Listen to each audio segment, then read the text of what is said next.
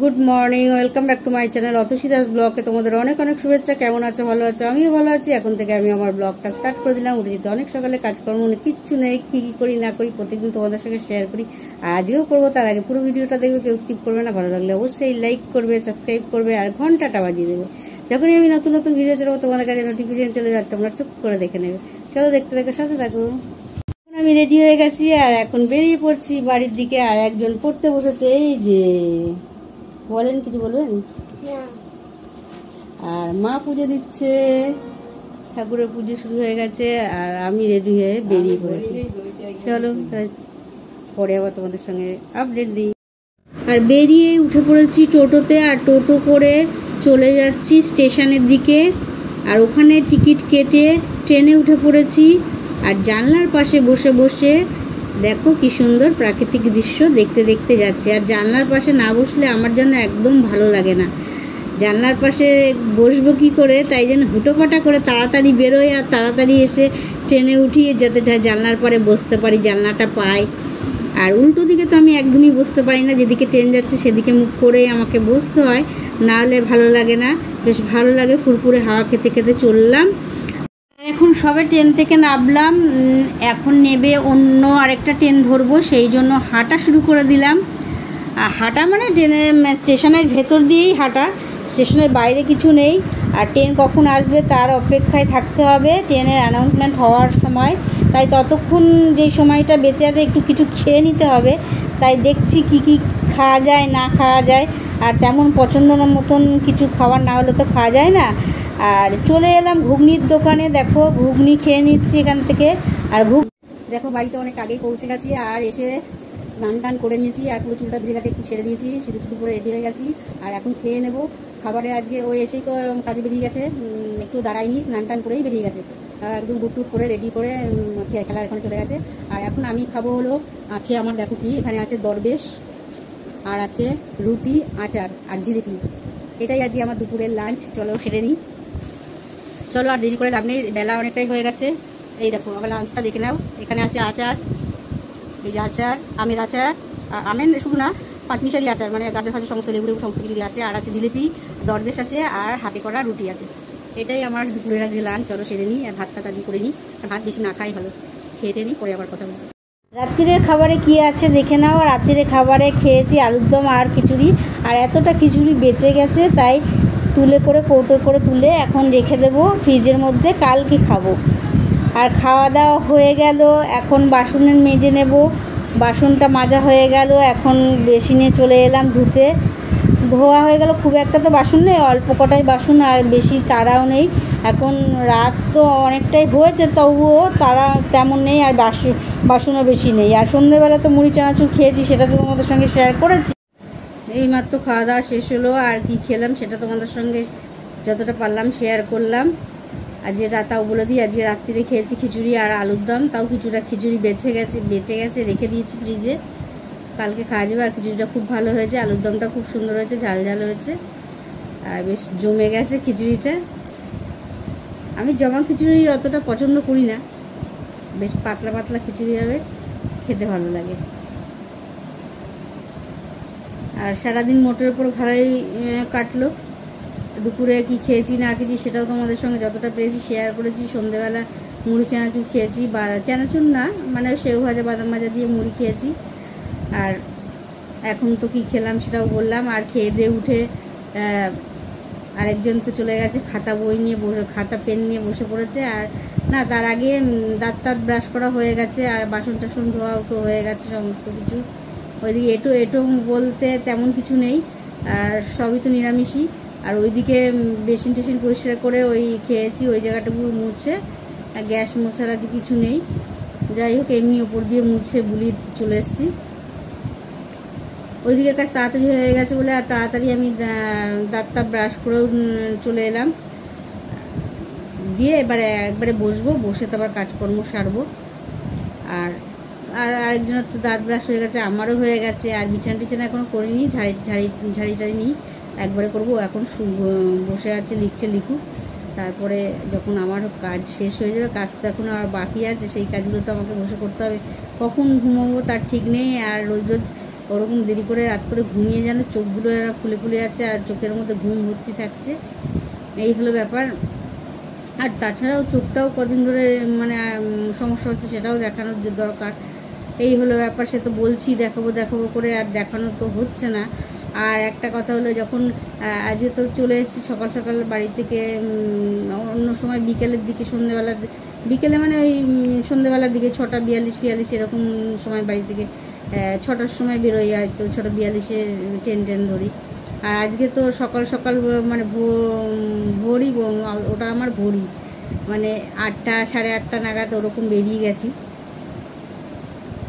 বেরিয়ে তাড়াতাড়ি চলে এসেছি। ওই জন্য আর আসার সময় টিকিট কাউন্টারের ওখানে যখন টিকিট কাটছিল কর্তামশাই, আর আমি তখন পাশেই দাঁড়িয়েছিলাম, পাশে মানে এই সাইডটায় আমি দাঁড়িয়েছিলাম।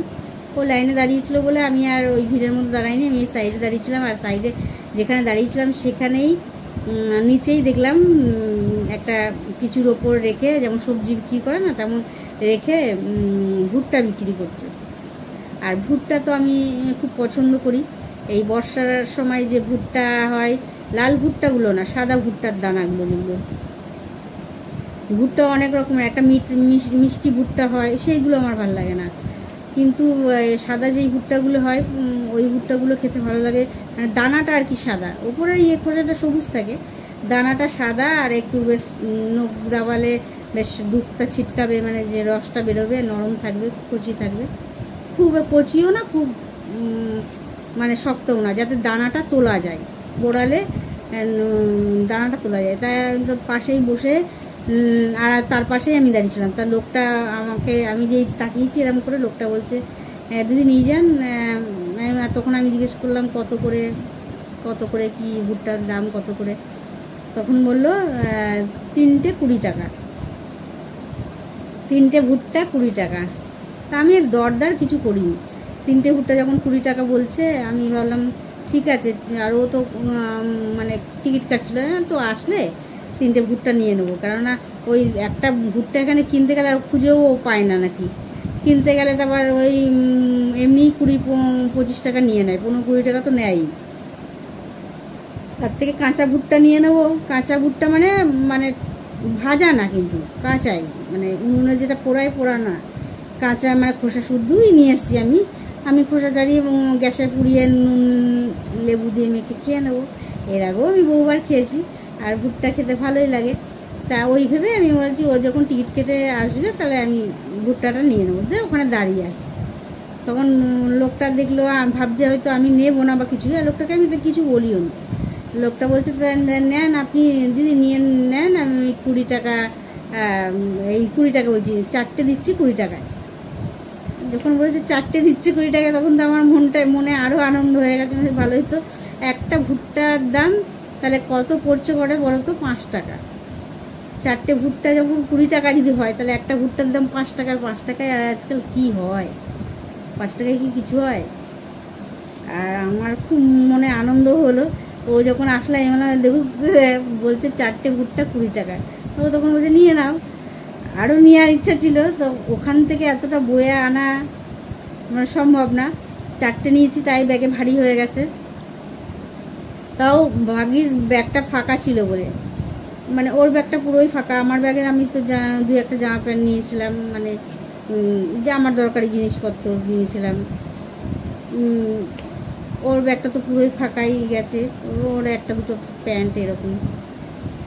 ভাগ্যিস ওর ব্যাগটা ফাঁকা ছিল, তা ওর ব্যাগের মধ্যে ঢুকিয়ে নিয়েছি। ওর নিলে আরও নেওয়া যেত, আর নিলাম না, দেখলাম থাকবে, একবারে যদি নিয়ে যেতাম পরে নষ্ট হয়ে যায়।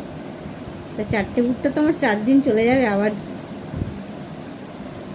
এই হলো ব্যাপার। আর ভুট্টাগুলো নিয়েছি, মনটাও খুব আনন্দ। দাঁড়াও তোমাদের ভুট্টাটা দেখাই, হ্যাঁ, নাহলে আবার তোমরা ভাববে হয়তো ঢপ দিয়েছি। আমি 3টে ফ্রিজে ঢুকিয়ে দিয়েছি, এখন ফ্রিজে রাখে কিনা জানি না, আমারই ভুল হয়েছে। লোকটাকে জিজ্ঞেস করলো, তো দাদা আপনারা কীভাবে ভুট্টাগুলো রাখেন, আমি জিজ্ঞেস করতে ভুলে গেছি। যাই হোক, আমি ভাবছি ভালো থাকবে সবজি যখন ফ্রিজে রাখে, তাই ভুট্টাটাও প্লাস্টিকে করে ফ্রিজে রেখে দিয়েছি, আর একটা বাইরে রেখেছি, সেটাই তোমাদের দেখাচ্ছি। দাঁড়াও না, ভাবলাম তোমাদের দেখাই, তোমরা আবার ভাবছো আমি কি মিথ্যে বলছি কি সত্যি বলছি। এই দেখো, এই রকম বেশ ভালোই দানাগুলো, দেখবে দানা দেখায়। দাও, যথেষ্ট ভালো দানা রয়েছে। খোসাটা ছাড়ালে আবার শুকিয়ে না যায়।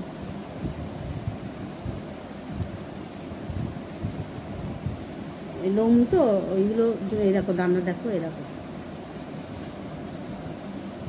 না যাই হোক, যা যতটুকুই আছে ততটুকুই ভালো। মানে 5 টাকার আবার জিনিস হয়, আমার তো 5 টাকার মানে যথেষ্ট ভালো। যাই হোক, চলো আর বেশি বকবক করবো না, রাতও হয়ে গেছে অনেক। এখন আমায় আরও কাজ করতে হবে, এগুলো করতে হবে অনেক, আর সময় নষ্ট করেও লাভ নেই। ভুট্টাটা দেখি কালকে পারলে খাবো, নাহলে অসুবিধা তো নেই, খোসা দিয়ে ঢাকাই আছে, ছাড়ানো না যে নষ্ট হয়ে যাবে। আর মোটামুটি আজকে দিনটা মোটামুটি কাটলো। কালকে একদিনের জন্য বাড়ি গিয়েছিলাম, আবার চলে এসেছি। আসতে তো হবেই, এখানে সারাদিন সারা জীবন তো আর ওখানে বসে থাকলে হবে না। এখানেও তো কাজকর্ম সবই পড়ে আছে, সামনে পুজোও চলে এসছে, কোনো কিচ্ছু করতে পারছি না।